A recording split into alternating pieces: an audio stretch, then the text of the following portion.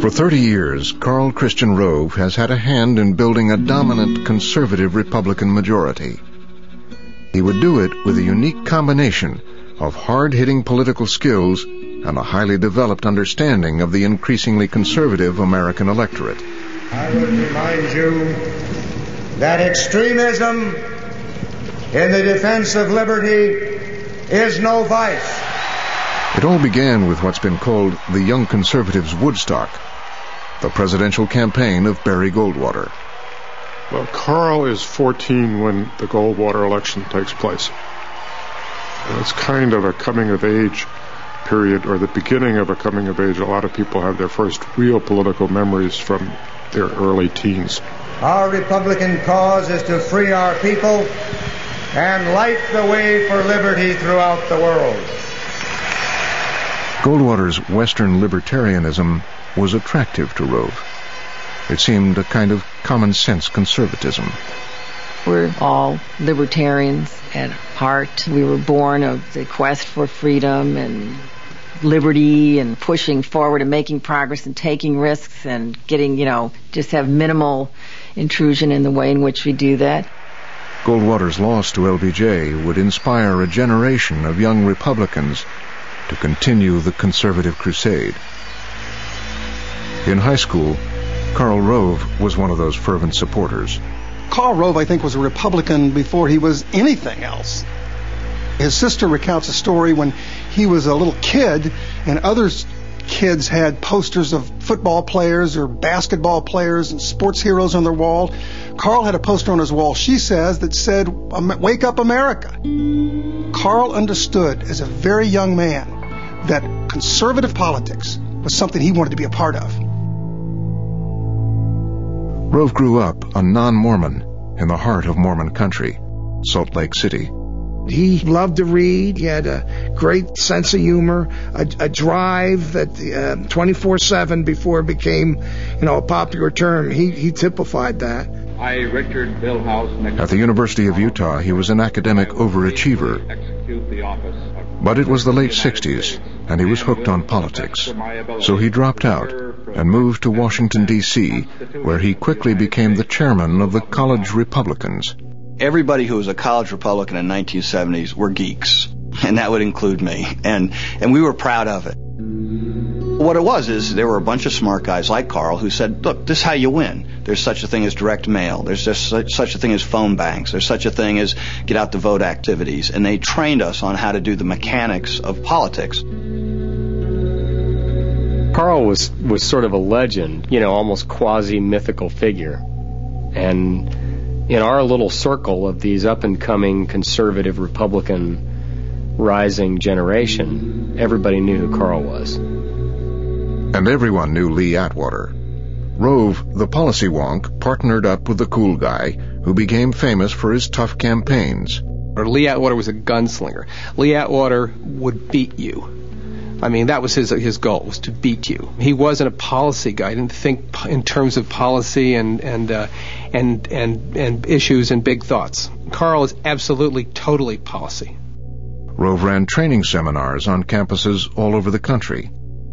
Karl, during these seminars, began to talk about dirty tricks. He was talking about ways to undercut your opponent in not too nice a form. Rove also drew the interest of the Washington Post, just as Watergate was dominating the news.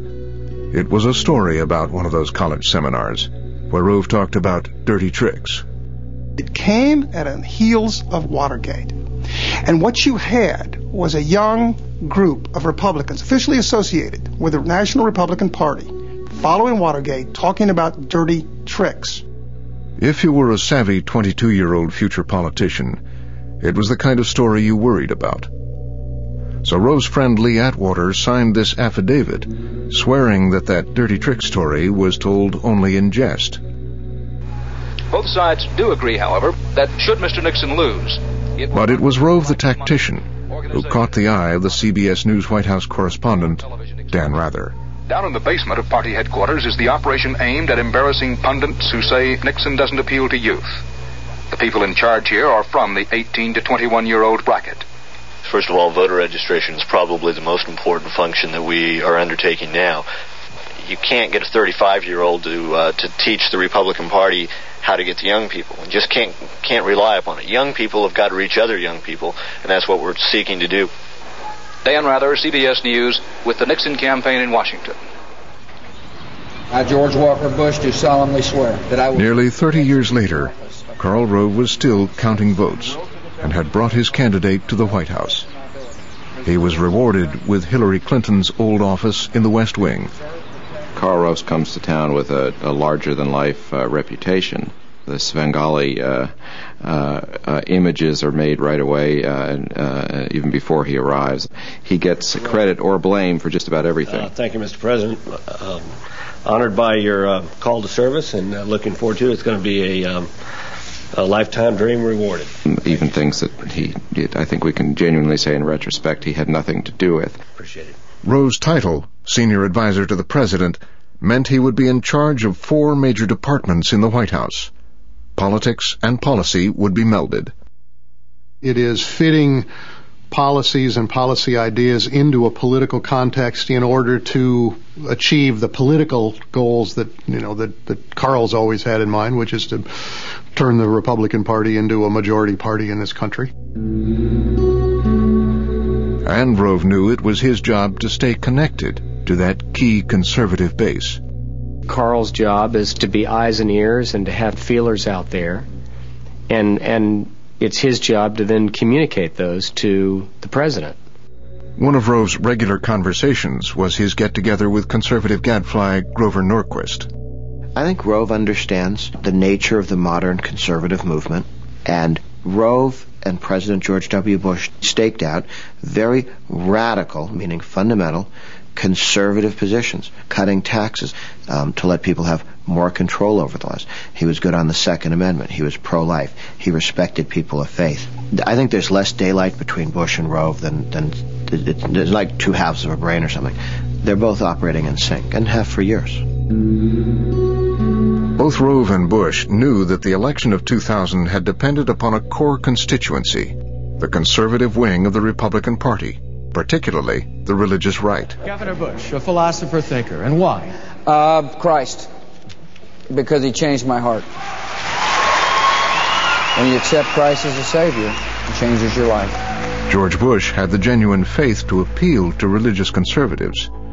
Karl Rove had the political instincts to see their campaign potential. Karl never really talked about religion very much. In fact, I got a clear impression that he was a person who was not religious at all.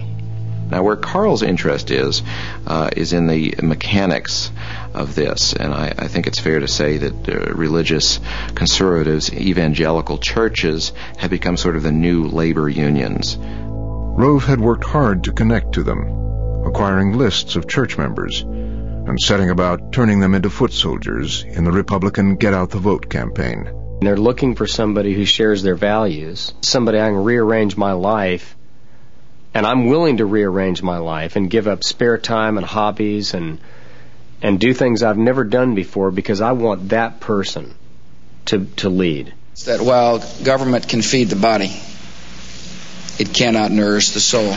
Rove knew that Bush could speak their language. But as I told a lot of folks in Texas over the years, I wish I knew the law to make people love one another. I would sign it. But the race was close. Bush was running against the vice president. There was prosperity and peace. Right before the election, Rove was holding his breath. We were sort of sitting on a razor's edge because this was an election we probably shouldn't have won. We also thought that anything could sort of tip this thing. Any sort of news could tip it. Then, trouble. Double-checked the public record.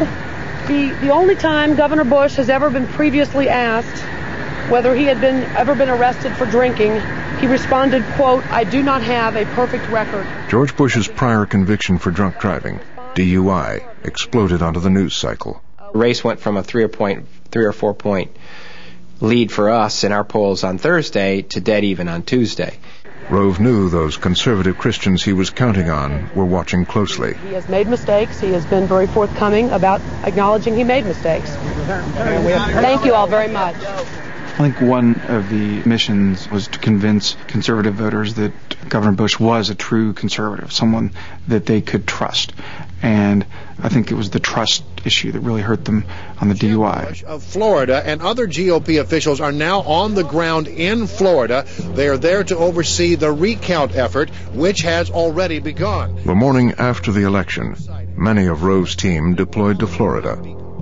The election was now in the hands of lawyers. The vote here in Florida was very close, but when it was counted, Governor Bush was the winner. Karl Rove wanted to know why the election had been so close. He learned that millions of the religious conservatives had stayed home and vowed that if his candidate was given the presidency, it wouldn't happen again.